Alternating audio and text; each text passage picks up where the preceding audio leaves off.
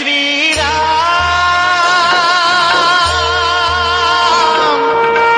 जय श्री राम, जय श्री। ये सियापति रामचंद्र भगवान की जय। 1 महीने का दिन हुआ, इसका भेद किसी ने नहीं जाना। सूर्य नारायण अपने रथ के साथ वहां रुक गए। तब रात्रि किस प्रकार हो, इस रहस्यमय बात की किसी को खबर नहीं पड़ी। भगवान के गुण गाते हुए सूर्य नारायण भी वहां से चले गए।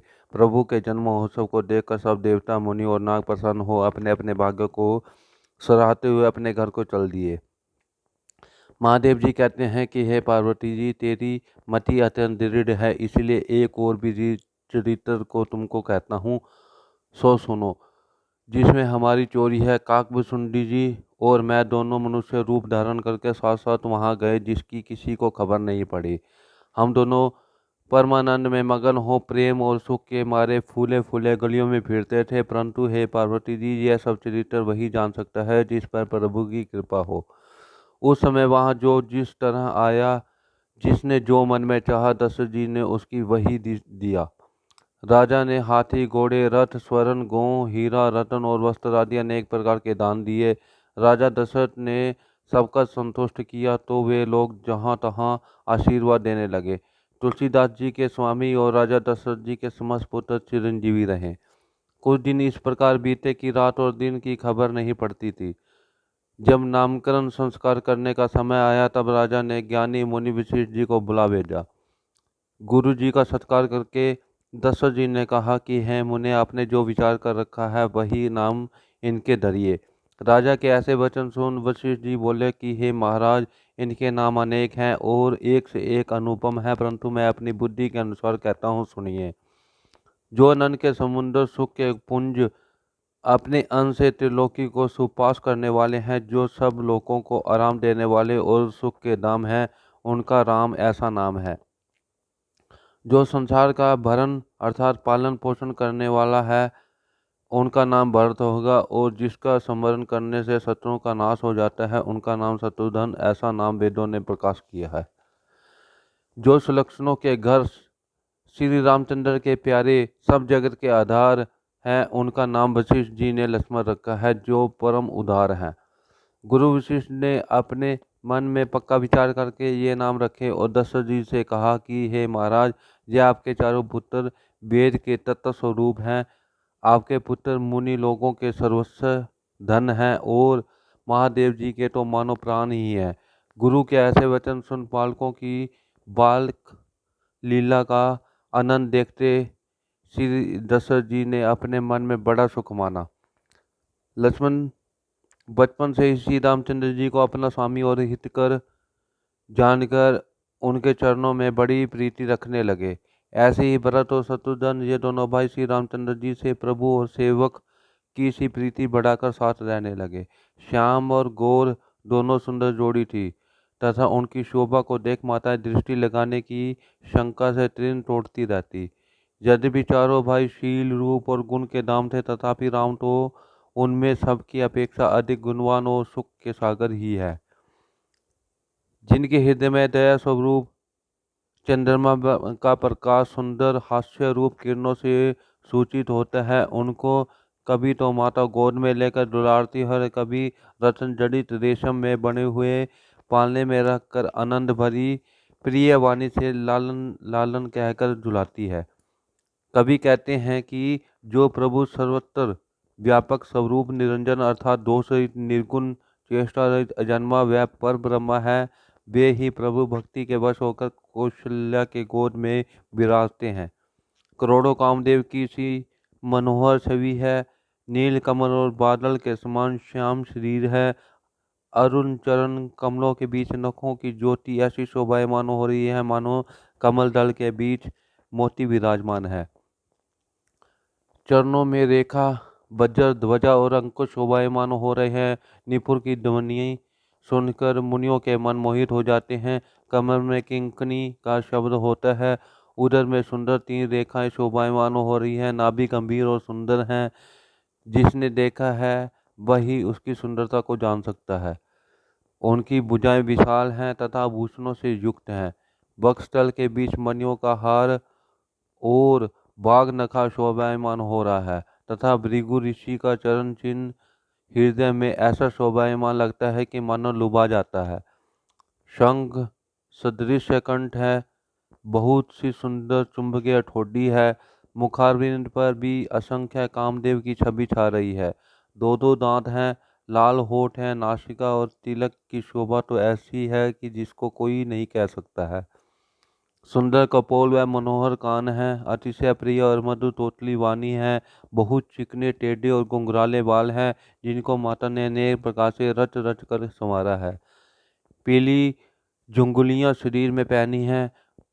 उनका घुटनों तथा हाथों के बल पृथ्वी पर चलना मुझे बहुत ही प्यारा लगता है। उनके स्वरूप को वेद और शेष भी नहीं कह सकते हैं। जिनके स्वप्न में भी देखा हो वही जान सकता है। सुख के पुंज मोह अविद्या से परे, ज्ञान ज्ञानी और इंद्रियों से अगोचर प्रभु श्री रामचंद्र जी राजा रानी की अच्छे प्रेम के वश होकर पवित्र बाल लीला कर रहे हैं। महादेव जी ने कहा, हे पार्वती, इस तरह जगत के माता पिता श्री रामचंद्र जी कौशलपुर के रहने वाले लोगों को सदा सुख देते रहते हैं। हे पार्वती, जिन लोगों की श्री रंगनाथ जी के चरणों में परम प्रीति है, उनकी यह गति है कि भगवान उनके प्रेम वश बाल लीला करके उन्हें आनंद दे रहे हैं। जो प्रभु के चरणों से विमुख है, वे चाहे करोड़ों उपाय क्यों ना करें, वह किसी भांति वह बंधन से नहीं छूट सकते हैं। वह माया जो कि सारे चराचर जीव मात्र को अपने वश में रखती है, वह भी प्रभु के आगे आती हुई ब्याह खाती है। प्रभु उस माया को अपनी भुकुटी के विलास मात्र से नचाते हैं। ऐसे प्रभु को छोड़कर कहाँ किसको भजे। जो मनुष्य अपनी चतुराई छोड़ मन कर्म और वचन से प्रभु का भजन करते हैं, उन पर प्रभु कृपा करते हैं। प्रभु ने इस तरह बाल लीला करके सब नगर निवासियों को सुख दिया है। माता कौशल्या कभी तो प्रभु को गोद में लेकर हलारती है और कभी पालने में लटाकर झुलाती है। माता कौशल्या पुत्र के प्रेम में ऐसी आनंदित हो रही है कि उनको रात और दिन बीतने का सुख सुध ही नहीं है। माता कौशल्या पुत्र के स्नेहवश होकर सदा प्रभु के बाल चित्र को गाया करती है। एक बार माता ने प्रभु को नहला धुलाकर श्रृंगार कर पालने में लिटाया। फिर उसने कुल के इष्ट देवता भगवान की पूजा करने के लिए पकवान बनवाया। पूजा करके कुल देवता के आगे नैवेद्य रखे उठकर वहां गई जहां पाक तैयार होता था। फिर कौशल्या उठकर वहां चली आई जहां नैवेद्य चढ़ाया था। तब देखती है कि श्री रामचंद्र जी भोजन कर रहे हैं। तब कौशल्या भयभीत होकर अपने पुत्र के पास गई। वहां जाकर देखती है तो बालक रूप प्रभु नींद में सो रहे हैं। पीछे आकर देखा तो वही पुत्र उसी तरह भोजन पा रहा है। इस आश्चर्य को देख कौशल्या का हृदय कांपने लगा। मन में धीरज नहीं होता था। यह यहाँ और वहाँ दोनों स्थानों में वही बालक देखकर कौशल्या ने मन में विचार किया कि यह क्या हुआ है। मेरी मति में भ्रम हो गया है या कुछ और वृत्तांत है। यह चरित्र देखकर कि माता बहुत घबरा गई। प्रभु मधुर मधुर मुस्कान से हंस दिए। फिर प्रभु ने माता को अपना वह अद्भुत और अखंड स्वरूप दिखलाया, जिस स्वरूप के रोम रोम में करोड़ों ब्रह्मांड शोभायमान हो रहे थे। कौशल्य ने प्रभु के स्वरूप में असंख्य सूर्य, चांद, महादेव, ब्रह्मा और अनेक पर्वत, नदियाँ, समुद्र, पृथ्वी, वन, काल, कर्म, गुण, स्वभाव और भी दूसरे अनेक पदार्थ देखे, जो किसी के सुनने में भी नहीं आते। सब प्रकार से अति कठिन प्रभु की माया को देखकर कौशल्या अति भयभीत हो हाथ जोड़ खड़ी रही। कौशल्य ने प्रभु की वह माया देखी तो जीवों को नचाती है। फिर प्रभु की उस भक्ति को देखकर जो जीव को बंधन से छुड़ा देती है, यह आश्चर्य देखकर कौशल्या का शरीर पुलकित हो गया। मुख से वचन न निकला और आंखें बंद करके प्रभु के चरणों में सिर नवाकर माता को इस प्रकार अति विस्मय युक्त देखकर खर के शत्रु प्रभु श्री राम पुनः बालक रूप में हो गए। कौशल्या प्रभु का प्रभाव देखकर डर गई। उसने प्रभु की स्तुति भी नहीं की, क्योंकि उसने सोचा कि जो संसार भर के पिता हैं, उनको मैंने पुत्र जाना है। भगवान श्री रामचंद्र जी ने माता को बहुत प्रकार से समझाया और प्रभु ने कहा, हे माता सुनो, यह सब बातें कहीं पर मत कहना। इस प्रकार माता कौशल्या बार बार हाथ जोड़कर विनती करती और कहती है कि हे प्रभु, अब तुम्हारी जय माया मुझे कभी व्याप्त न करे। प्रभु ने अनेक प्रकार से बाल चरित्र करके अपने दासजनों को अच्छी आनंद दिया। कुछ समय बीतने के बाद सब भाई बड़े हो गए और अपने कुटुंब के लोगों को सुख देने लगे। तब वशिष्ठ जी ने आकर चूड़ाकरण मुंडन संस्कार किया। फिर ब्राह्मणों को बहुत सी दक्षिणा मिली। वे चारों ही सुंदर कुंवर अति मनोहर अपार चरित्र करते विचरते थे। जो प्रभु मन कर्म और वचन से अगोचर हैं, वे ही दशरथ जी के आंगन में विचर रहे थे। जब राजा दशरथ भोजन करने बैठते और उनको बुलाते तो वह अपने बाल समाज को छोड़कर नहीं आते थे। जब कौशल्या बुलाने जाती तब प्रभु ठुमक ठुमक कर भाग चलते थे, जिसे वेद नेति नेति कहकर पुकारते हैं और जिसका शिवजी भी पार नहीं पाते हैं। उस परब्रह्मा को पकड़ने के लिए हठपुरक माता दौड़ती थी। धूल में खेलने से शरीर में मटमैली धूल लपेटे प्रभु पधारे तो हंस कर राजा दशरथ जी ने उन्हें गोद में बिठा लिया। चंचल चित्त वे प्रभु भोजन करते समय इधर उधर मौका देकर मुख से किलकारी मारते हुए भाग जाते। उसी समय उनके मुख से दही भात लिपटा रहता था। प्रभु के बाल चरित्र अच्छे सरल और सुहावने हैं, जिन्हें शारदा शेष भगवान एवं महादेव जी और वेद गाते हैं। एक दिन एक बंदर वाले ने आकर राजा के द्वार पर बंदर नचाया। श्री रामचंद्र जी ने देखा और हठपूर्वक बंदर को मांगा। राजा दूसरी वस्तुएं मंगा कर देने लगे, परंतु राम जी नहीं ली और रुदन करने लगे। तब वशिष्ठ जी हंसकर बोले कि हे राजन, अब यह मन लगाकर सुनो। राजा सुग्रीव के निकट एक कपि सदा किष्किंधा में रहता है। उनके निकट आप दूध बेचकर आदर से आप उसको यहाँ बुलाओ। सुनकर राजा ने बहुत योद्धा भेजे और वे सब सुग्रीव के पास आए। जो कुछ राजा ने कहा सो वर्णन किया। सुग्रीव ने सुनते ही महावीर को भेज दिया। वे महावीर जी को प्रसन्न मन हो मंदिर को ले आए। राम ने देखकर हृदय से लगा लिया। जहाँ जहाँ श्री रामचंद्र जी खेले तहाँ तहाँ कपि हनुमान को अपने संग रखे। हनुमान जी ने छोटा सा रूप धर लिया था। एक दिन श्री रामचंद्र जी ने पतंग उड़ाई, सो इंद्रलोक तक जा पहुंची। वहां इंद्र के पुत्र जयंत की स्त्री ने वह अद्भुत पतंग देखी। मन में विचार किया कि जिसका पतंग ऐसा है वह पुरुष कैसा होगा।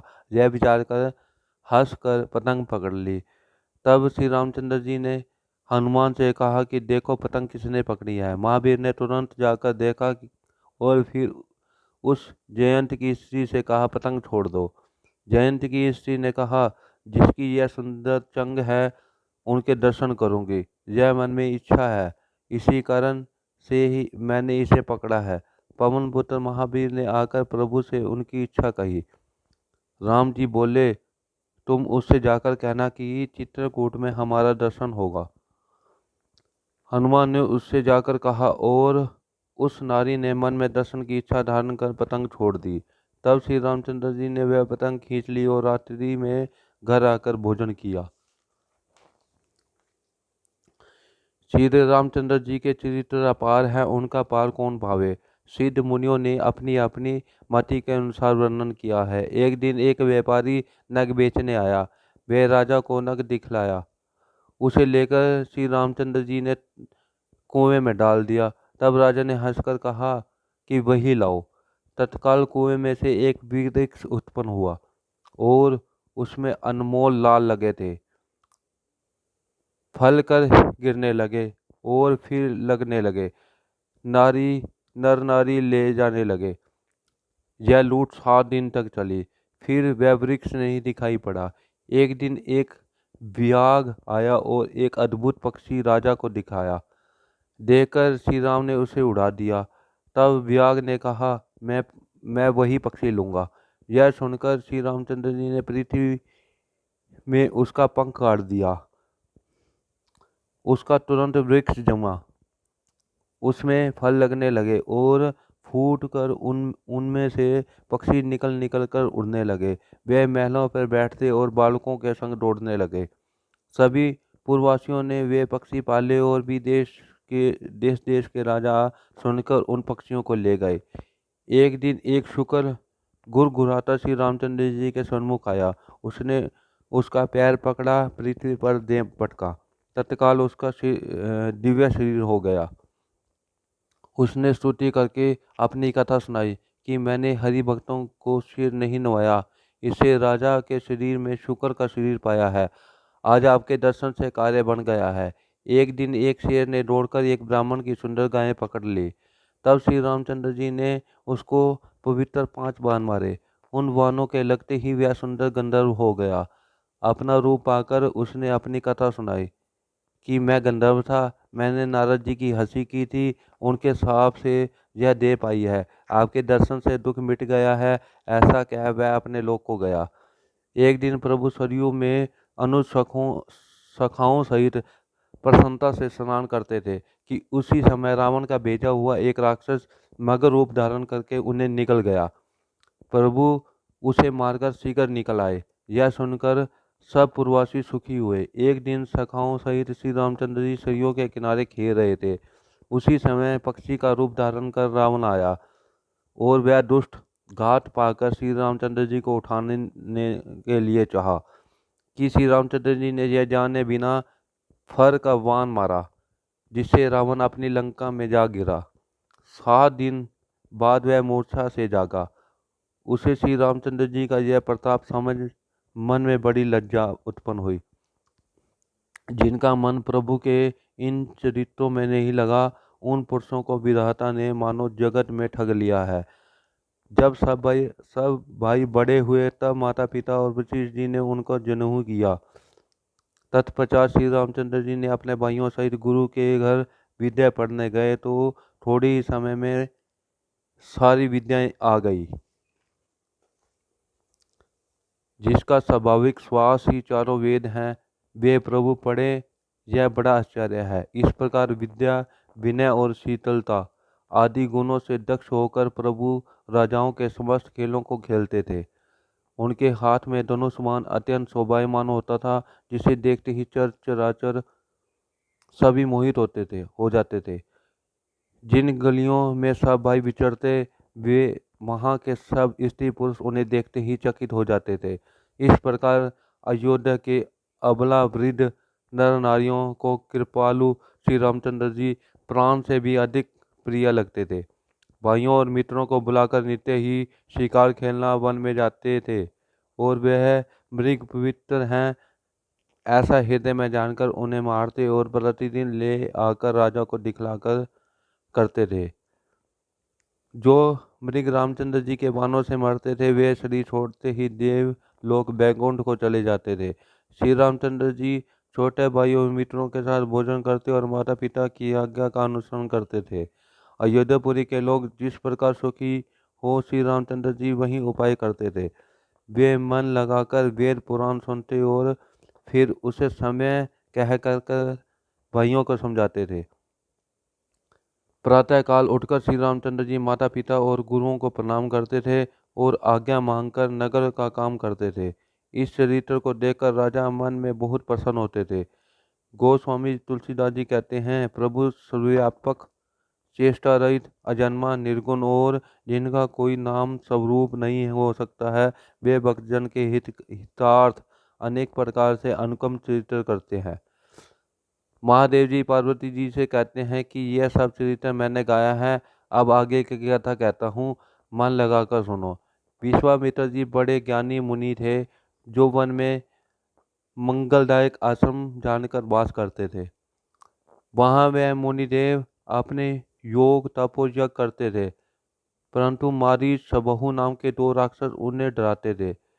मुनि को यज्ञ करते देख दौड़ते और बड़ा उपद्रव मुनि को दुख देते थे। तब उन गदी पुत्र विश्वामित्र के मन में बड़ी चिंता हुई और उन्होंने सोचा कि बिना हरि भगवान के यह पापी राक्षस नहीं मरेंगे। मुनि श्रेष्ठ इस बात पर मन में विचार करने लगे तो ज्ञात हो गया कि पृथ्वी का भार उतारने के लिए प्रभु का अवतार हो चुका है। इसी बहाने से चलकर प्रभु के चरणों का दर्शन करूंगा और प्रार्थना पूर्वक दोनों भाइयों को ले आऊंगा। जो ज्ञान वैराग्य आदि समस्त गुणों के धाम हैं, उन प्रभु को मैं नेत्र भर देखूंगा। इस प्रकार मन में बहुत भांति के मनोहर इच्छाएं करते हुए उन्हें जाते देर न लगी। वे सरयू जल में स्नान कर राजा दशरथ के दरबार में जा पहुंचे। उधर जब राजा दशरथ ने मुनि का आगमन सुना तो ब्राह्मणों का समार लेकर मिलने गए और वे मुनि को दंडवत कर स्वागत करते हुए अपने सिंहासन पर लाकर बिठा दिया। फिर चरण धोकर उनकी पूजा की और कहा, आज मुझसे बड़ा धन्य दूसरा कोई नहीं है। फिर अनेक प्रकार के भोजन कराए, जिससे विश्वामित्र जी के हृदय को बड़ी प्रसन्नता हुई। फिर चारों पुत्रों को बुलाकर राजा दशरथ ने मुनि के चरणों में दंडवत कराया। तब रामचंद्र जी को देख मुनि को अपने शरीर की शुद्ध बुद्ध भूल गई। मुखारविंद की शोभा को देखते ही वे ऐसे मगन हो गए जैसे पूर्णिमा के चंद्रमा को देखकर चकोर लोभायमान हो जाता है।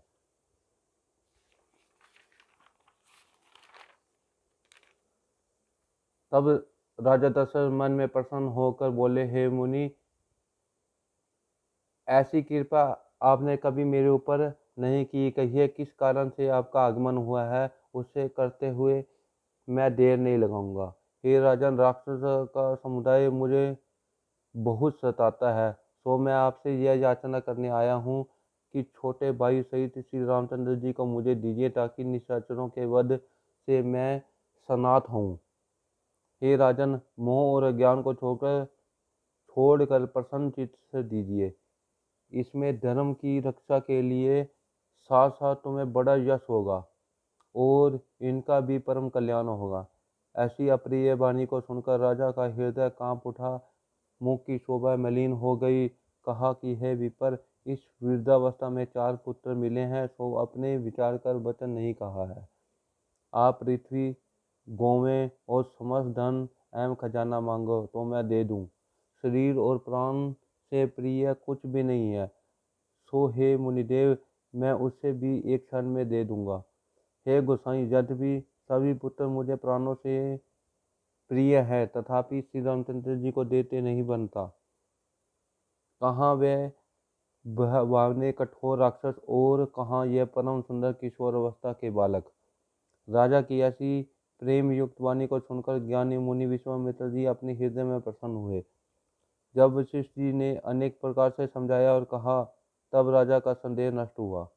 राजा दशरथ ने प्रेम पूर्वक दोनों पुत्रों को बुलाकर अपने हृदय से लगाकर अनेक प्रकार की शिक्षा दी। फिर विश्वामित्र जी ने कहा, हे स्वामी, ये दोनों पुत्र मेरे प्राण हैं। अब आप ही इनके पिता हैं, दूसरा कोई नहीं है।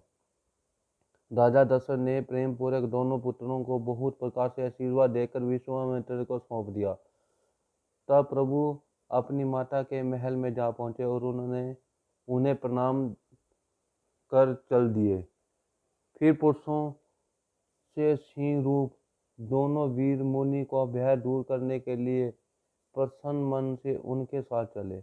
जो कृपा के सागर और धीर बुद्धि वाले और समस्त संसार के कारण स्वरूप और रचयिता है, जिनके लाल नेत्र और विशाल वक्षस्थल और नील कमल के समान और श्याम तमाल के समान जिनका शरीर है, कमर में पीताम्बर और श्रेष्ठ तरकस कसे, दोनों हाथ में सुंदर धनुष बाण धारण किए हैं। ऐसे श्याम और गौरवर्ण महानिधि दोनों भाइयों को पाकर विश्वामित्र जी सोचने लगे कि जो प्रभु ब्राह्मणों के देवता हैं, उन भगवान ने आज मेरे लिए अपने पिता को भी छोड़ दिया है। ऐसा सोचते चले जा रहे थे कि टाटका राक्षसी दिखाई ली। मुनि ने उसे रामचंद्र जी को दिखलाया। यह सुनकर टाटका क्रोध कर उन पर टूट पड़ी। तब रामचंद्र जी ने एक बाण से उसका प्राण हर लिया और दीन जान उसे अपना लोक दिया। तब ऋषि ने अपने स्वामी को हृदय से पहचान कर विद्याओं के निधि श्री रघुनाथ जी को वह विद्या प्रदान की, जिससे भूख प्यास न लगे और शरीर में अत्यंत बल और तेज का प्रकाश बढ़े। इस प्रकार विश्वामित्र जी ने प्रभु को समस्त आयुध समर्पित कर फिर आश्रम में लाकर उन्हें भक्त हितकारी जानकर कंदमूल और फल भोजन करने को दिए। प्रातःकाल होने पर श्री रामचंद्र जी ने मुनि से कहा कि आप जाकर निर्भय होकर यज्ञ कीजिए। फिर तो सब मुनि यज्ञ करने लगे और समय प्रभु यज्ञ की रक्षा के लिए नियुक्त हो गए। तब यज्ञ हो रहा है यह सुनकर मारीच ने अत्यंत क्रोध करके अपने सहायकों को साथ लेकर धावा किया। रामचंद्र जी ने बिना फर के बाण से मारकर उसे समुद्र के पास 100 योजन की दूरी पर पहुंचा दिया। फिर सुबाहु आया तो श्री रामचंद्र ने उसे भी अग्निबाण का प्रहार किया। तब तक लक्ष्मण ने समस्त राक्षसी सेना का संहार कर दिया।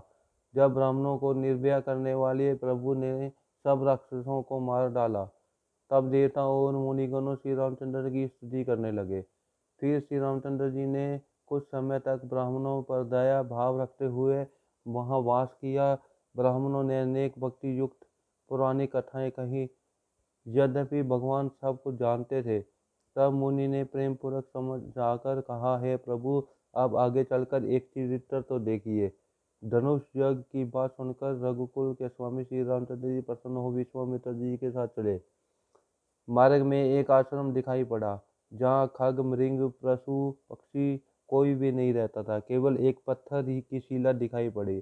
तब उनको देखकर श्री रामचंद्र जी ने उसके विषय में पूछा तो मुनि ने उसकी सारी कथा सुनाई। यह गौतम की स्त्री है जो श्राप के वश शिला रूप हो गई है। यह धैर्य धारण किए हुए आपके चरणों की धूलि को चाहती है। सो हे रघुनाथ के वीर, रघुकुल के वीर श्री रामचंद्र जी, इस पर कृपा करो। तब उस पवित्र और शोकनाशक चरणों का स्पर्श होते ही तप की राशि अहिल्या प्रकट हो गई और लोगों को सुख देने वाली श्री रामचंद्र जी को देखकर हाथ जोड़कर खड़ी हो विनती करने लगी।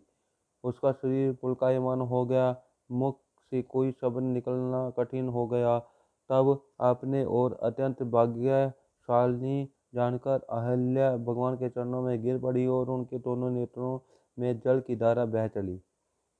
किंतु मन में धैर्य धारण करके उसने प्रभु को पहचान लिया और उसे श्री रामचंद्र जी की कृपा से भक्ति प्राप्त हो गई। फिर वे अत्यंत निर्मल वाणी से यह स्तुति करने लगी, हे श्री रामचंद्र जी, आप ज्ञान से जाने जाते हैं, आपकी जय हो। मैं स्त्री हूँ, आप पवित्र हूँ, किंतु आप प्रभु तो संसार को पवित्र करने वाले, भक्तों के सुखदाता और रावण के शत्रु हैं।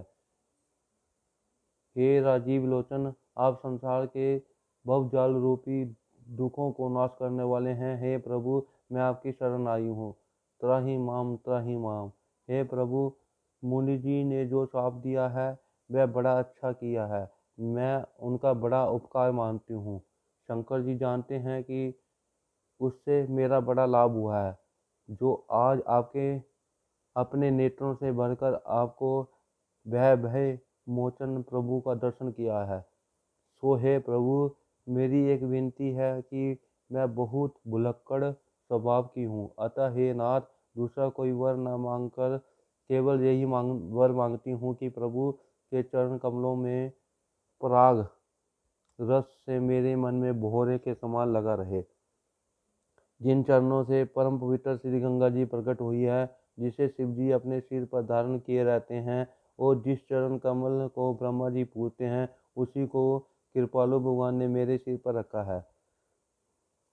इस भांति बारंबार भगवान के चरणों पर सिर रखकर गौतम ऋषि की पत्नी अहिल्या ने जो उनके मन को अत्यंत अच्छा लगा वही वर पाया और आनंद से पूर्ण होकर वह अपने पति के लोक को चली गई। तुलसीदास जी कहते हैं कि रे मूर्ख मन, जो प्रभु ऐसी दीन बंधु और बिना कारण ही दीन दयाल दिनों पर दया करने वाले हैं, तू छल कपट छोड़कर उनका भजन कर।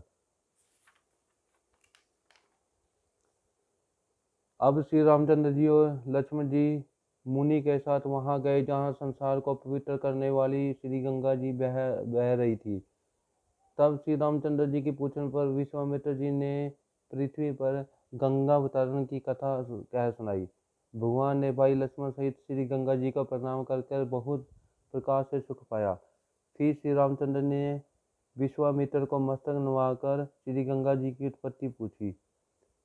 मुनि ने कहा, हे राम, तुम्हारे कुल में एक सागर नाम के तीनों लोकों में विख्यात राजा को हो चुके हैं। उनकी 2 सुकुमारी पत्नियां थी, बड़ी केशनी और छोटी सुमति थी, जो राजा को बहुत प्रिय थी। उनमें सब प्रकार की संपत्ति आदि गुण थे, परंतु पुत्र न होने से राजा के मन में बड़ा दुख था। हे रामचंद्र जी, एक समय वह दोनों रानियों को साथ ले वन में तपस्या के लिए गए। वहाँ फल सहित अनेक सुंदर सुंदर घने वृक्ष लगे हुए थे, जहाँ तप और तेज के निधान भृगु मुनि वास करते थे। राजा रानियों सहित प्रसन्न मन से 100 वर्ष तक वन में रहे और कठिन तप किया तथा भृगु के दर्शन पाकर बहुत सी स्तुति की। राजा ने प्रणाम कर अपना दुख कह सुनाया। तब मुनीश्वर ने आशीर्वाद देकर वरदान दिया। फिर मुनि ने राजा की रानियों से कहा कि जो जिसके मन में आए वह वर मांग ले। उन्होंने सुनकर मुनीश्वर के चरणों में माथा नवाकर कहा, हे स्वामी, जो तुम्हारे मन में आए वही वरदान दो। उन्होंने एक को एक पुत्र होने के लिए और दूसरे को सुंदर 60,000 पुत्र होने का वरदान दिया। वे सुंदर वर पाकर प्रसन्न हुए और हाथ जोड़कर चरणों में सिर नवाकर राजा स्त्रियों सहित अयोध्यापुरी में आ गए और आनंद सहित कुछ दिन व्यतीत किया। फिर सुंदर घड़ी और सुखदायक नक्षत्र मानकर केशनी ने असमंजस को उत्पन्न किया और सुमति के गर्भ से तुम्बी हुई, जिसमें से उतने पुत्र उत्पन्न हुए जितने मुनि ने कहे थे। राजा ने ब्राह्मण, गुरु, पार्वती और गणेश जी की पूजा कर आनंद सहित दान दिया। राजा ने शीघ्र सुंदर घी के घड़े बनवाए और उसमें सब पुत्रों को पधराया। इस भांति सब पुत्र उत्पन्न हुए, सब मनोकामना पूरी हुई। हे घनश्याम, हे श्री रामचंद्र, सुनो। फिर तो रात दिन आनंद के साथ बीतने लगे। कुटुंबी नगर के लोग, रानी और राजा सब आनंद के वश अंग में फूले न समाते थे और दुख मिट गए। बाल लीलाएं कुमार बड़े हुए और इस अगम संसार में चरित्र करने लगे। सब मनोभिलषित सुंदर काम होने लगे और उसी सुख में रहते रहते बहुत दिन बीत गए। सरयू नदी अयोध्यापुरी में उसके उत्तर दिशा की ओर बहती है और उसमें निर्मल जल भरा है। वहाँ प्रजा लोगों के बहुत से बालक नित्य उठकर स्नान करते हैं। वहाँ असमंजस नौका ले आया और उन बालकों का हाथ पकड़कर उस पर चढ़ा पानी में डुबो दिया। हे श्री रामचंद्र जी, सुनो। बालकों का मरना सुनकर सब प्रजा के लोग बड़े दुखी हुए। वे सब वहां गए जहां राजा बैठे थे और उनके चरणों में मस्तक नवाकर वह यह वचन बोले, हे राजा, सुनो। यह अच्छा है कि हम देश छोड़ देंगे, क्योंकि बिना छोड़े दुख दूर नहीं होगा। हे राजन, आप तो प्रजा का पालन किया चाहते हो, परंतु आपका पुत्र सबका काल हुआ है। बोलिए सियापति रामचंद्र भगवान की जय।